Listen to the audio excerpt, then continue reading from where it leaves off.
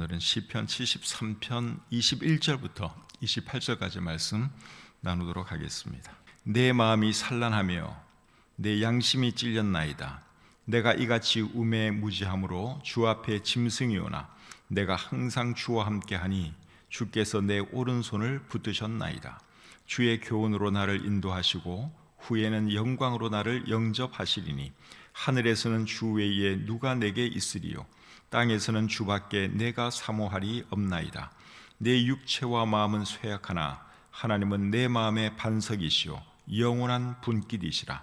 무릇 주를 멀리하는 자는 망하리니 음녀같이 주를 떠난 자를 주께서 다 멸하셨나이다. 하나님께 가까이함이 내게 복이라. 내가 주 여호와를 나의 피난처로 삼아 주의 모든 행적을 전파하리이다. 아멘.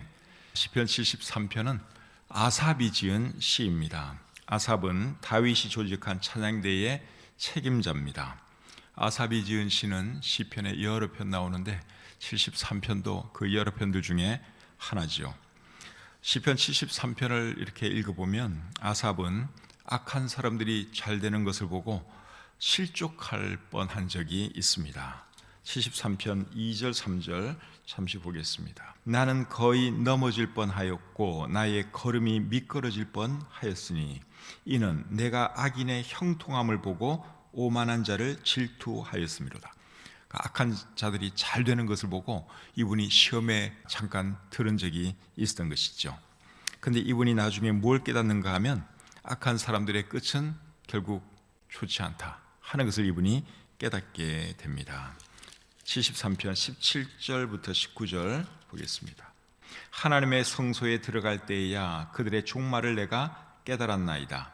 주께서 참으로 그들을 미끄러운 곳에 두시며 파멸에 던지시니 그들이 어찌하여 그리 갑자기 황폐되었는가. 놀랄 정도로 그들은 전멸하였나이다.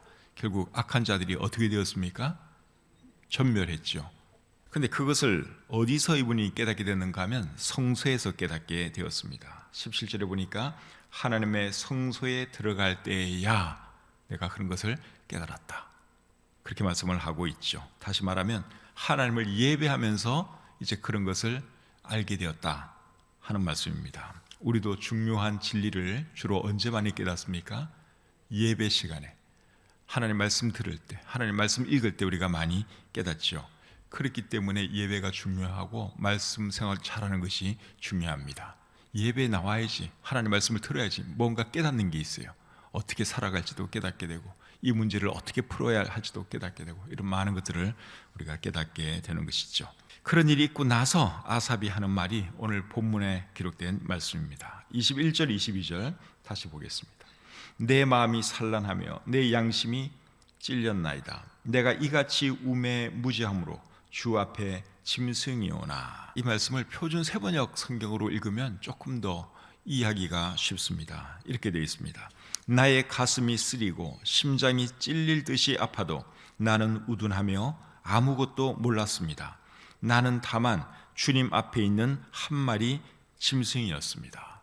자, 이 말씀에 보니까 가슴이 쓰리고 심장이 찔린 듯이 아팠다 그렇게 말을 하고 있는데 그랬던 이유가 뭡니까? 악한 사람들이 잘 되는 것을 보고 질투가 나서 그런 것입니다. 쉽게 말하면 배가 아팠던 거예요. 그래서 그것을 아삽은 어떻게 표현했는가 하면 심장이 찔린 듯이 아팠다, 가슴이 쓰렸다 그렇게 말을 하고 있는 것이죠. 그런데 악한 사람들이 결국 망하는 것을 보고 이분이 뭐라고 말을 했느냐, 이제 21절 22절 이 말씀을 한 거예요. 표준 세번역으로 다시 읽겠습니다. 나의 가슴이 쓰리고 심장이 찔린 듯이 아파도 나는 우둔하여 아무것도 몰랐습니다. 나는 다만 주님 앞에 있는 한 마리 짐승이었습니다. 내가 너무 무지했다 그 말입니다. 내가 그런 것도 모르고 내가 별것도 아닌 것을 질투하고 내 속이 쓰렸으니 내가 얼마나 무지한 사람인가. 나야말로 주님 앞에 한 마리 짐승과 같은 사람이다. 아삽이 그런 고백을 하는 것이죠. 23절부터 25절 계속 보겠습니다.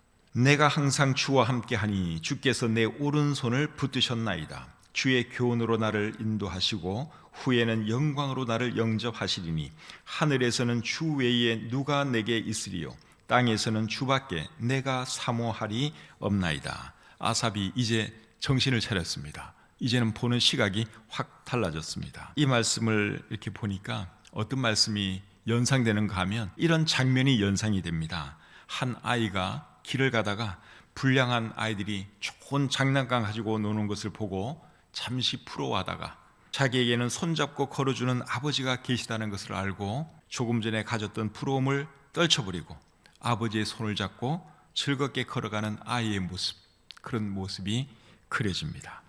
23절부터 25절까지 말씀을 표준 세번역 성경으로 제가 읽어드리겠습니다. 그러나 나는 늘 주님과 함께 있으므로 주께서 내 오른손을 붙잡아 주십니다. 주의 교훈으로 나를 인도해 주시고 마침내 나를 주의 영광에 참여시켜 주실 줄 믿습니다. 내가 주님과 함께하니 하늘로 가더라도 내게 주님밖에 누가 더 있겠습니까? 땅에서라도 내가 무엇을 더 바라겠습니까? 아삽이 정신이 났죠. 그 전까지만 하더라도 악한 사람들이 잘 되는 것을 보고 막 시기가 나고 부럽기도 하고 막 그랬는데 가만히 생각해 보니까 그게 아니에요. 자기에게는 누가 있습니까? 하나님이 계시는 거예요. 하나님이 자기의 오른손을 붙들고 지금 같이 걸어가지고 계세요. 그걸 이분이 몰랐던 것이죠. 26절 계속 보겠습니다. 내 육체와 마음은 쇠약하나 하나님은 내 마음의 반석이시오 영원한 분깃이시라. 26절 말씀을 잘 보면 지금 아삽의 건강 상태는 별로 안 좋은 것 같지 않습니까? 내 육체와 마음은 어떻다고요?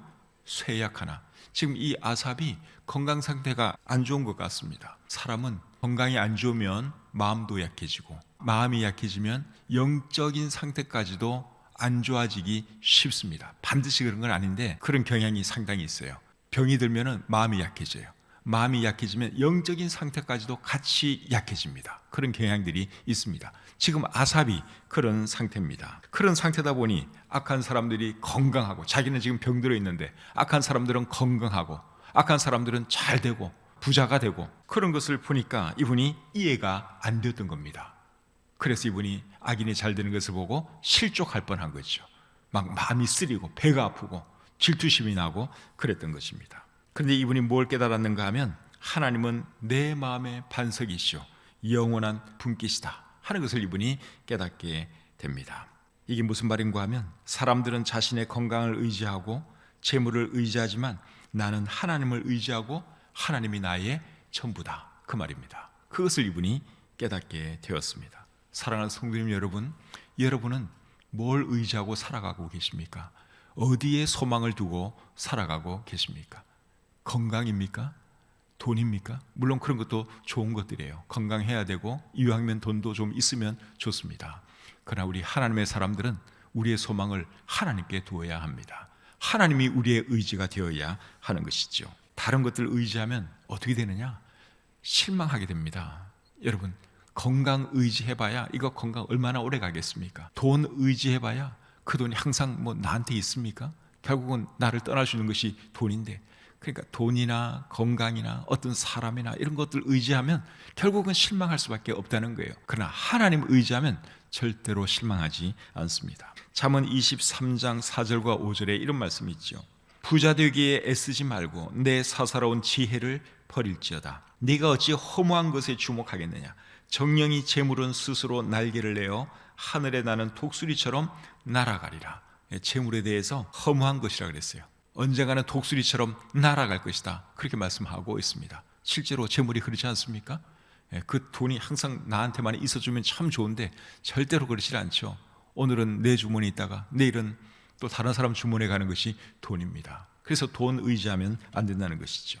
시편 39편 6절과 7절에는 또 이렇게 기록되어 있습니다. 진실로 각 사람은 그림자같이 다니고 헛된 일로 소란하며 재물을 쌓아나 누가 거둘는지 알지 못하나이다. 주여, 이제 내가 무엇을 바라리요? 나의 소망은 주께 있나이다. 이 말은 다윗이 한 말인데 다윗은 소망을 재물에 두지 않았습니다. 하나님께 소망을 두었습니다. 우리도 그렇게 해야 할 줄 믿습니다. 또 사람에게 소망을 둬도 안 돼요. 사람을 의지하고 어떤 권력자를 의지하고 자식을 의지하고 그러면 안 됩니다. 시편 146편 3절과 4절에 이렇게 기록하고 있습니다. 귀인들을 의지하지 말며 도울 힘이 없는 인생도 의지하지 말지니 그의 호흡이 끊어지면 흙으로 돌아가서 그날에 그의 생각이 소멸하리로다. 귀인도 의지할 것 없고 어떤 힘있는 사람도 의지할 것 없고 자식 의지할 것 없고 내 자신도 의지할 것 없어요. 우리 인생들의 생명은 호흡만 멎으면 끝나는 겁니다. 절대로 의지할 것이 없습니다. 이사야 2장 22절에도 비슷한 말씀이 있는데 너희는 인생을 의지하지 말라.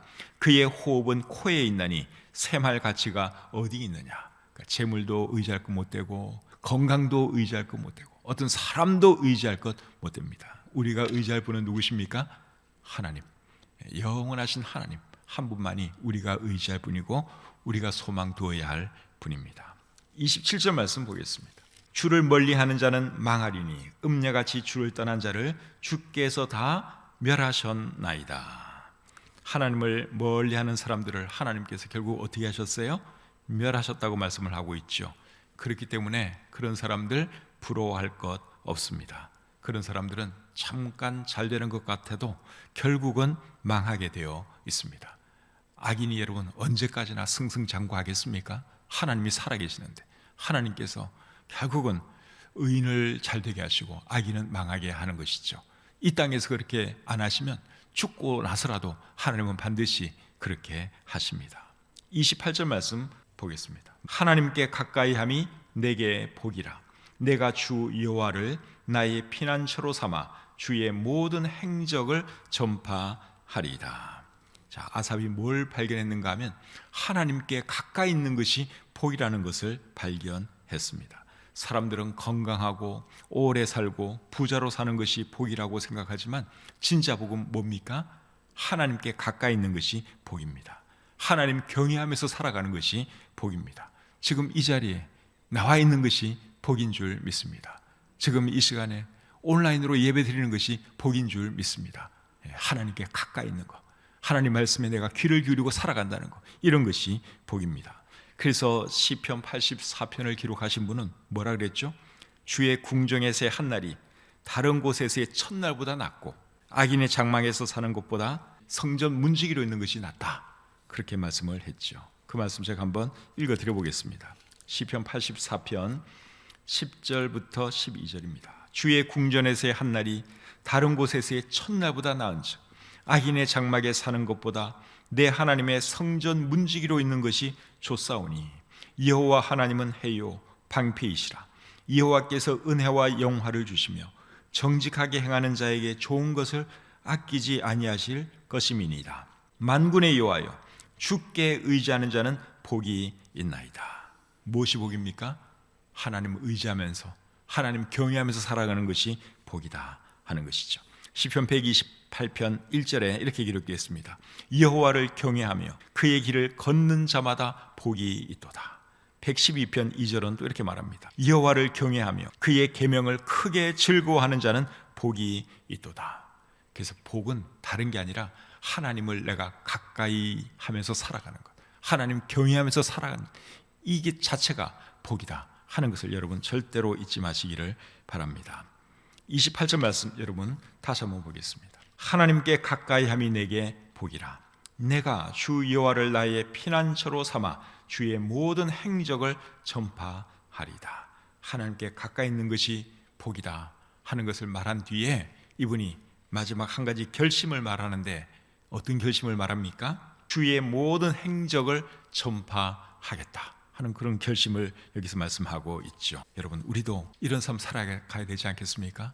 하나님께서 우리에게 하신 일을 사람들에게 전파하는 삶, 예수 그리스도의 복음을 전하는 삶, 그런 삶을 우리가 살아야 하는 것이죠. 시편 118편을 기록하신 분도 비슷한 고백을 했습니다. 시편 118편 17절에 보시면 내가 죽지 않고 살아서 여호와께서 하시는 일을 선포하리다. 또 시편 71편을 기록한 분도 비슷한 고백을 했습니다. 시편 71편 18절입니다. 하나님이여, 내가 늙어 백발이 될 때에도 나를 버리지 마시며 내가 주의 힘을 후대에 전하고 주의 능력을 장래의 모든 사람에게 전하기까지 나를 버리지 마소서. 내가 나이가 들어도 하나님 나 버리지 말아주세요, 그렇게 말을 하면서 이분은 뭘 하겠다 그랬어요? 후대까지 주님에 대해서 내가 증거하겠다, 그런 고백을 했습니다. 그래서 우리도 여러분 이런 고백하면서 이런 결심하면서 살아갔으면 좋겠습니다. 하나님께서 우리를 이 땅에 살려둘 이유가 뭐겠습니까? 하나님 잘 섬기고 또 하나님 증거하는 그것 아니면 굳이 하나님께서 우리를 이 땅에 남겨둘 이유가 없습니다.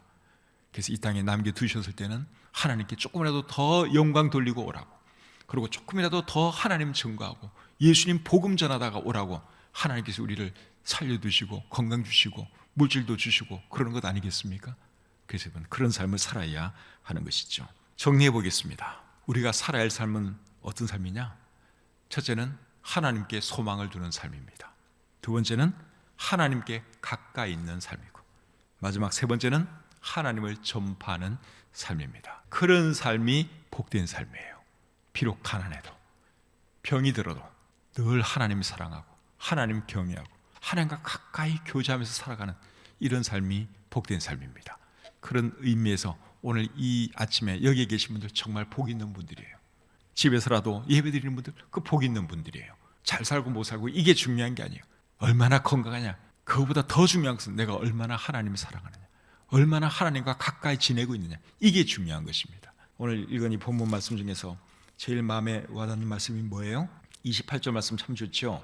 하나님께 가까이함이 내게 복이라. 한번 따라해 보겠습니다. 하나님께 가까이함이 내게 복이라. 정말 좋은 말씀이죠. 이 말씀 잘 기억하시기를 바랍니다. 그리고 또 좋은 말씀이 26절 하반절이에요. 하나님은 내 마음의 반석이시오 영원한 분깃이시라. 한번 따라하겠습니다. 하나님은 내 마음의 반석입니다. 다시 한번. 하나님은 내 마음의 반석입니다. 하나님께 가까이 있는 것이 복입니다. 네, 이 말씀 꼭 마음에 새기시고 그렇게 살아가시는 제가 되고 여러분이 되시기를 우리 주님의 이름으로 축복합니다. 기도하겠습니다.